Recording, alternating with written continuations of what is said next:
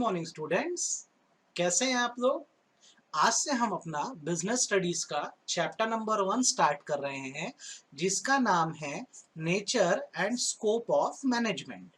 बेटा, part A और part B, दो पार्ट में बिजनेस स्टडीज डिवाइडेड है आपका, और टोटल 12 चैप्टर्स है, जिसमें पार्ट ए में 8 चैप्टर्स है और पार्ट बी में 4 चैप्टर है। तो आज जो हम चैप्टर स्टार्ट कर रहे हैं वो हमारा चैप्टर नंबर 1 है, जैसा कि मैंने बताया, nature and scope of management. इसको चालू करने से पहले कुछ टर्मिनोलॉजीज है यहाँ पे मैं लिख रहा हूं, आप समझ लो। देखो यहाँ पे सीखो क्या क्या टर्मिनोलॉजीज मैं बोल रहा हूं।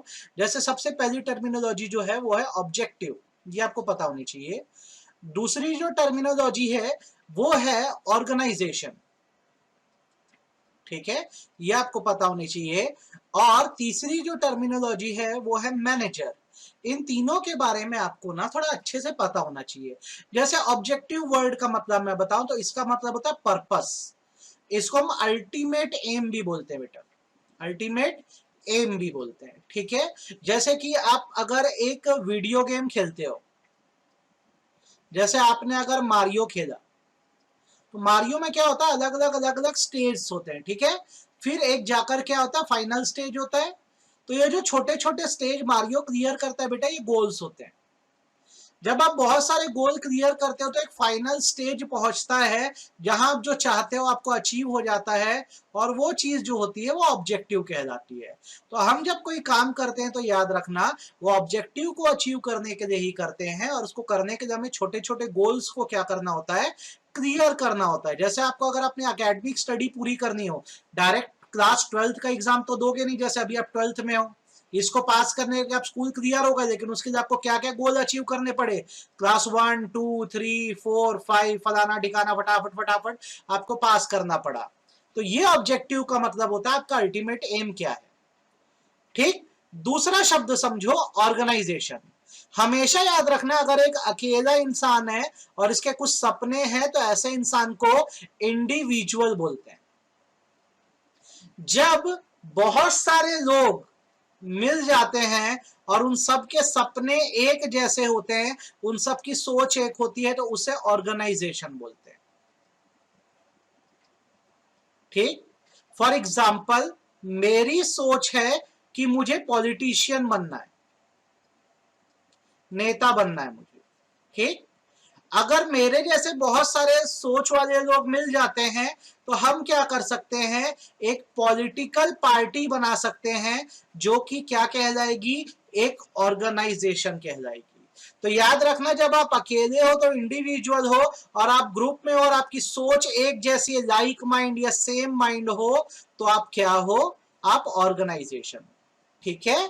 ये मैनेजर शब्द अब कहां से आया, आप इसको थोड़ा सा अच्छे से सीख लो, समझ लो। आपको उम्मीद है ये तो समझ आ गया होगा बेटा कि ऑब्जेक्टिव क्या है, आपका जो अल्टीमेट एम है वो ऑब्जेक्टिव है, और छोटे छोटे जो एम्स है वो गोल है। आप अकेले हो तो इंडिविजुअल हो, अगर आपके जैसे बहुत सारे लोग हैं तो सब क्या कहलाएंगे, एक ऑर्गेनाइजेशन। जैसे आप अकेले हो तो पॉलिटिशियन हो, और आपके साथ आपकी सोच जैसे बहुत सारे लोग हैं, लाइक माइंडेड लोग हैं, तो आप एक क्या हो, पॉलिटिकल पार्टी।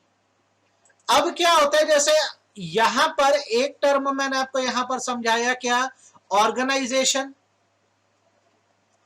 क्या मतलब बताया मैंने ऑर्गेनाइजेशन का आपको, ग्रुप ऑफ पीपल, यही बताया, group of people with same mind. जब सबकी सोच क्या होती है, सेम होती है, तो एक ऑर्गेनाइजेशन बनती है। एग्जांपल ले लो, जिम। जिम में जाते हैं तो डांस करने थोड़ी जाते हैं, सबकी सोच एक है, वहां जाकर क्या करना है, एक्सरसाइज करना है, सही बात है। अच्छा, मैरिज हॉल, आदमी शादी हॉल में जाता क्यों है, तो मुद्दे की बात सच क्या पता है, इंसान वहां खाने जाता है। सबका एम तो वही है ना। अच्छा, मतलब मेरा है, तुम लोग का नहीं पता, बाकी लोग का, ठीक। इनसे इतनी दूर पर भाई खड़ा है ऑब्जेक्टिव,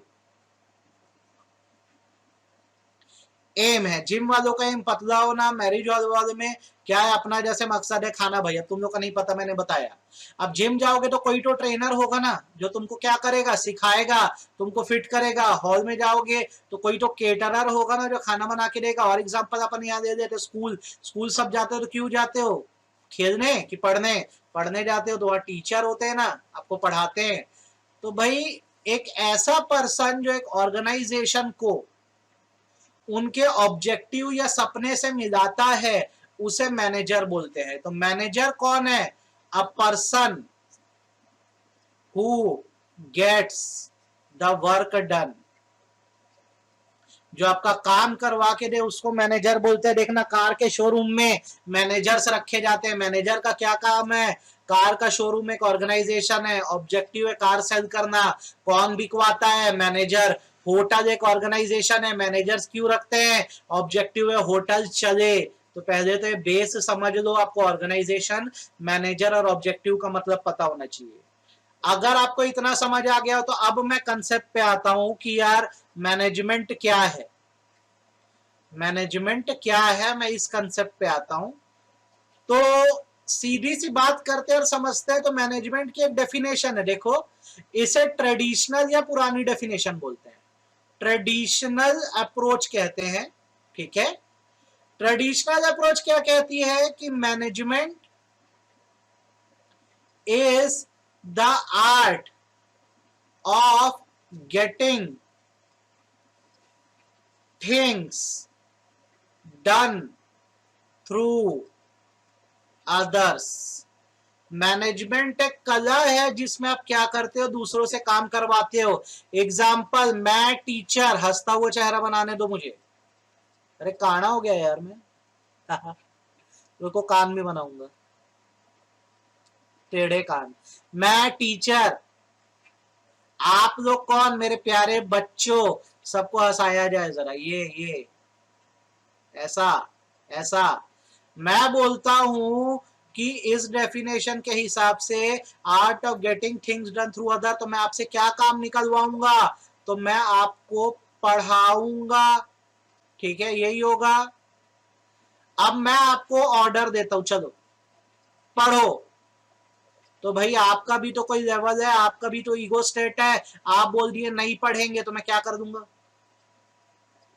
तो क्या होता है, पहले के जमाने में चल जाता था कि लोग उतने पढ़े लिखे नहीं थे, इग्नोरेंट थे, तो क्या था यार, कोई भी कुछ भी करवा देता था किसी से भी। अब क्या हो गया है, सोच समझ के काम कराना होता है। अब इक्वल रिस्पेक्ट का जमाना है। पहले के टीचर तो पीट वीट देते थे। अब भैया अगर बच्चों को पढ़ाना है तो बच्चों की सोच के हिसाब से भी तो चलना पड़ेगा ना। मैं पढ़ाना चाहता हूं, लेकिन आप कब पढ़ोगे? जब आप पढ़ना चाहोगे ना। तो ये डेफिनेशन तो फेल हो गई। अगर आप ही नहीं पढ़ना चाहोगे तो कैसे पढ़ाऊंगा? तो ये art of getting things done through गया। तो फिर क्या किया जाए? तो किया गया मॉडर्न कंसेप्ट। अब थोड़ा सा यहां पे दिमाग लगाना और ध्यान से सुनना। मॉडर्न कंसेप्ट की डेफिनेशन कहती है कि management is the process of achieving objective,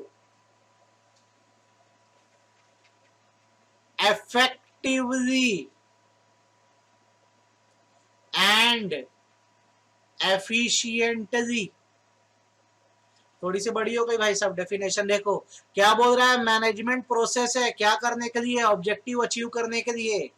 कैसे करना है? इफेक्टिवली भी करना है और एफिशिएंटली भी करना है। तो चलो अब इसको थोड़ा सा तोड़ फोड़ करते हैं, इसका हम चीड़ फाड़ करते हैं, पोस्टमार्टम करते हैं डेफिनेशन का। अच्छा, ये प्रोसेस वर्ड कहाँ सुने इससे पहले? साइंस में पढ़े थे। साइंस में हर चीज का क्या पढ़ते थे तुम? प्रोसेस पढ़ते थे ना। तो मैनेजमेंट भी अब बेटा क्या हो गया? प्रोसेस हो गया, स्टेप बाय स्टेप अप्रोच। तो क्या है ये प्रोसेस? क्या है ये प्रोसेस?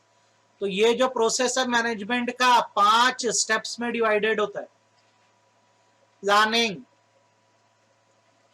ऑर्गेनाइजिंग, स्टाफिंग, डायरेक्टिंग और ये आखिरी वाला कंट्रोलिंग। ठीक है, शॉर्ट में मैं बता रहा हूं याद रखने का तरीका, POSDC, पोस्ट याद रखना, याद हो जाएगा।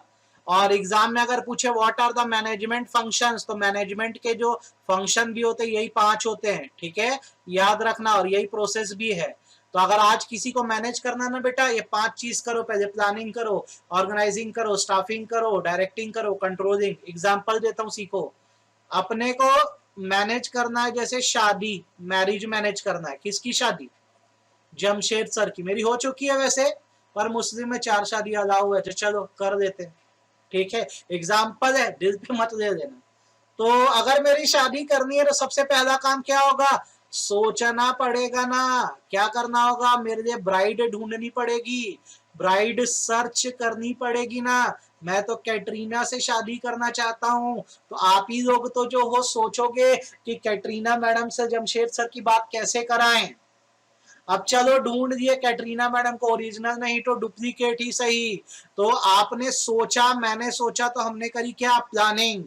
अब करनी है अपने को शादी ना, तो पहले तो प्लानिंग हो गई, हमने ब्राइड ढूंढ दी, ब्राइड कौन, कैटरीना, प्लान आउट हो गया, कुछ करे नहीं करे, सिर्फ सोचे, थिंक करे, ढूंढे।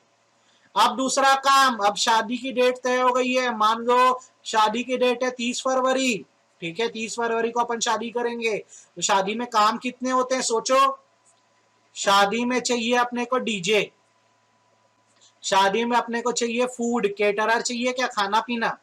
अच्छा, शादी में फ्लावर डेकोरेशन चाहिए, क्या चाहिए, कार और ट्रांसपोर्टेशन चाहिए, और कुछ लगे तो सोच लेना यार खुद भी, मेरे को तो मेन इतने काम याद आ रहे हैं। तो आपने जब मेरे लिए क्या लड़की कैटरीना ढूंढ दी, दैट्स वाज प्लानिंग। अब आपने सोचा सर की शादी में काम क्या क्या, तो डीजे, फूड, फ्लावर, ट्रांसपोर्टेशन, तो ये है ऑर्गेनाइजिंग। अब मैं बोलूंगा एक आदमी तो ये सब काम करेगा नहीं, तो आपको सूटेबल लोगों को ढूंढना पड़ेगा ना भैया। तो आपने क्या सोचा कि डीजे के लिए तो बेस्ट है बड़े भैया, बड़े भैया जो है डीजे के लिए बेस्ट है, आप इनको ढूंढे हो। फूड के लिए कौन बेस्ट है, तो फूड के लिए ठाकुर केटरर बेस्ट है, ठीक है। अच्छा, उसके बाद अगर फ्लावर के लिए, फ्लावर के लिए फूफा जी देखेंगे, अपने हिसाब से लेकर आएंगे, और कार का जो बंदोबस्त है पापा जी कर देंगे।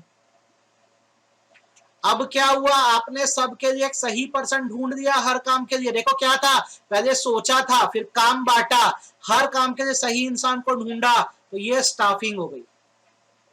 आप समझ रहे हो मैं क्या कर रहा हूं, 3 काम, शादी करनी थी, कैटरीना को ढूंढे, प्लानिंग, काम बांट दिए, ऑर्गेनाइजिंग, हर काम के लिए सही बंदे को ढूंढे, स्टाफिंग। अब क्या होगा, शादी का दिन आएगा, तो अब यहां पर क्या करना होगा, डीजे का काम बड़े भैया करवा के देंगे, फूड कौन करेगा, ठाकुर केटरर करेगा, फ्लावर किसकी तरफ से है, तो ऊपर में देख लेता हूं यार, मैं खुद भूल गया किसकी तरफ से है, तो फ्लावर फूफा जी की तरफ से है ना, तो अब इनको लाना पड़ेगा ना सब फूफा जी, ठीक है। और आखिरी क्या था, कार पापा जी की तरफ से है, तो अब इनको एक्शन लेनी पड़ेगी। अब शादी का दिन आ गया है, तो अब इनको ये सब अरेंज करना पड़ेगा ना, तो इसको हम बोलेंगे डायरेक्टिंग। तो याद रखना, थिंकिंग फंक्शन प्लानिंग है, और एक्शन फंक्शन क्या है, डायरेक्टिंग है। अब हुआ क्या, शादी हो गई मान लो, तो अपन ने क्या रखा था, शादी का बजट रखा था 15 लाख का।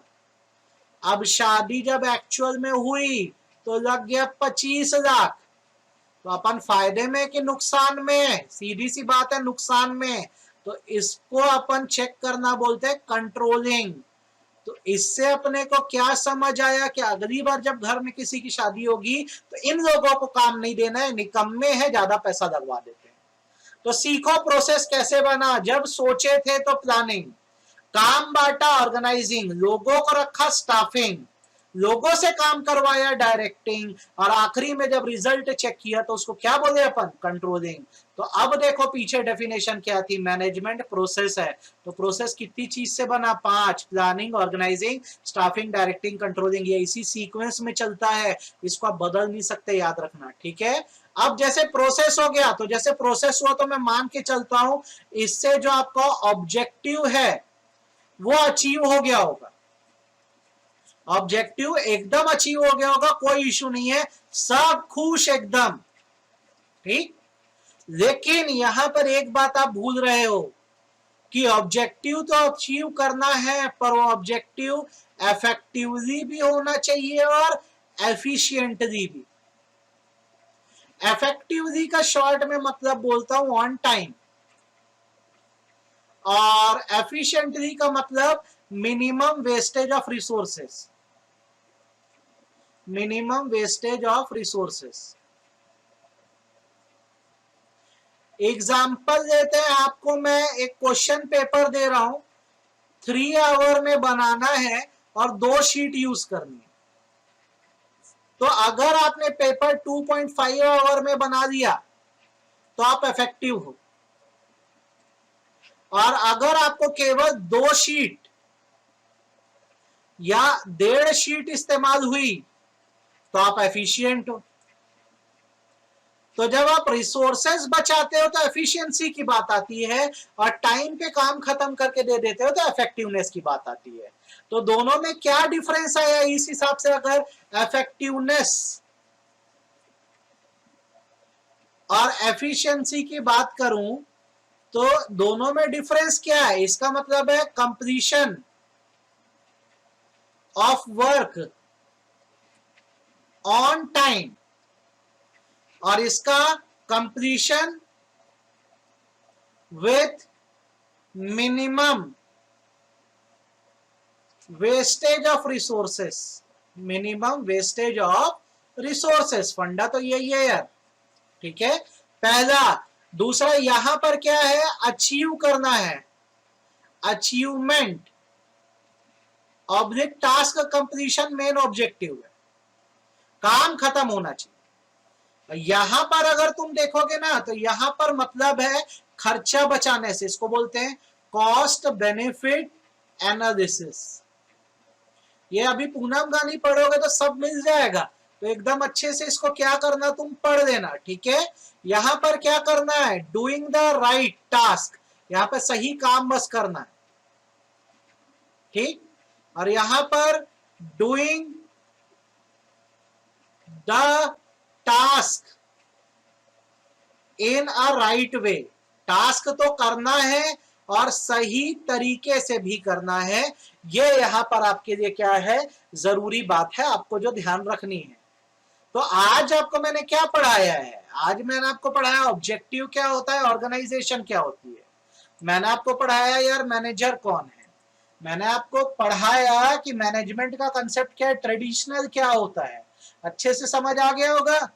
मॉडर्न कंसेप्ट बताया, प्रोसेस का मतलब बताया, आपको मैंने बताया एग्जाम्पल, आपको मैंने उसके बाद बताया इफेक्टिवनेस और एफिशिएंसी का मतलब और उसका क्या डिफरेंस बिटवीन।